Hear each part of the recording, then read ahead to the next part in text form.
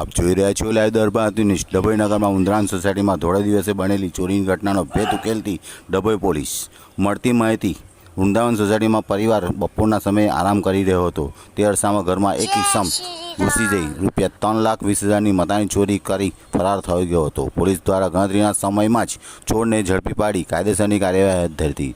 ડભોઈ ઉનાળામાં બંધ મકાન કરી આરામ ફરમાવતા પરિવારો માટે ચેતવણીજનક કિસ્સો સામે આવ્યો છે। ડભોઈ નગરની ઉંધરાન સોસાયટીમાં રહેતા ઇન્દ્રન ભાઈલાલભાઈ પટેલ બીજા માળે પરિવાર આરામ કરી હતો। તે અરસામાં જ એક ચોર ઇસમ ઘરમાં ઘૂસી ગઈ ₹3,20,000ની મતાની ચોરી કરી ફરાર થઈ ગયો। ચોર દ્વારા સોના ચાંદીના દાગીના, મોબાઈલ, રોકડ રકમ ₹3,20,000ની ચોરી કરી હોવાનું સામે આવતા પોલીસ દ્વારા તપાસ શરૂ કરવામાં આવી છે। સીસીટીવીના ફૂટેજના આધારે તપાસ કરતા ઘર માફક દ્વારા જણાયેલા ચોરનો નિશાન આધારે ગણતરી કલાકોમાં જ ઝડપી પાડતી